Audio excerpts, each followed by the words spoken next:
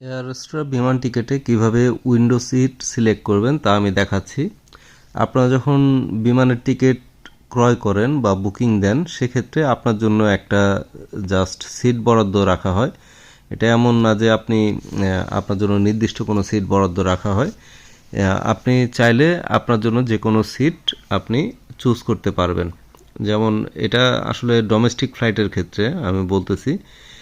এখানে আপনার যে টিকিটটা থাকবে, টিকিটের মধ্যে আপনার এই যে রিজার্ভেশন নাম্বারটা থাকবে, এই নাম্বারটা দিতে হয় আর লাস্ট নেমটা দিতে হয়। দেওয়ার পরে আপনি লাস্ট নেম দেওয়ার পরে দেখেন আমি সার্চ দিচ্ছি।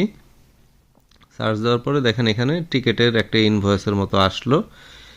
এখানে আমি দেখেন এখানে যখন ডিটেলসে ক্লিক, এই যে সিট সিলেক্ট সিটে গেলাম, এখানে দেখেন কোন সিটগুলো অ্যাভেলেবেল আছে সেগুলো দেখাচ্ছে, আর কোনগুলো আনঅ্যাভেলেবেল ওগুলো ক্রস হিসেবে আছে।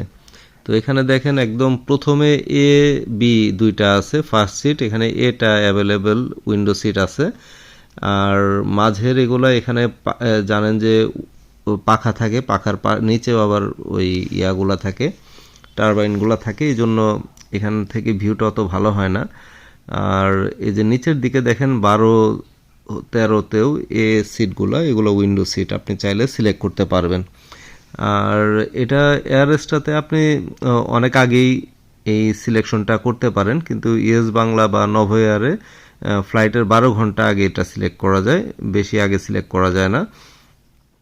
তো এটা অনেকেই হয়তো, অনেকের একটা ইয়া থাকে কিভাবে উইন্ডো সিট পাবে। এটা আপনি যখন ওই চেক ইন করবেন, নর্মালি চেক ইনের সময় যদি আপনি বলেন, তাহলেও তারা অনেক সময় দিয়ে থাকে, তবে অ্যাভেলেবিলিটির উপর ডিপেন্ড করে। তো বেশিরভাগ সময় আগেই এগুলো পছন্দ করে সিলেক্ট করে থাকে যাত্রীরা, এই কারণে অনেক সময় পাওয়া যায় না। তাই আপনারা আপনাদের সিটটা যদি চান যে আপনি উইন্ডো সিটে বসবেন এবং নিচের দৃশ্য দেখে ভ্রমণ করতে চান, সেক্ষেত্রে আপনি এইভাবে আপনার এই টিকিট সিটটা কনফার্ম করতে পারেন। এটা বুকিংয়ের পরে করতে হবে, টিকিট পারচেজের পরে। তো আমার চ্যানেলটা সাবস্ক্রাইব করে রাখবেন নতুন নতুন ভিডিও পেতে। ধন্যবাদ।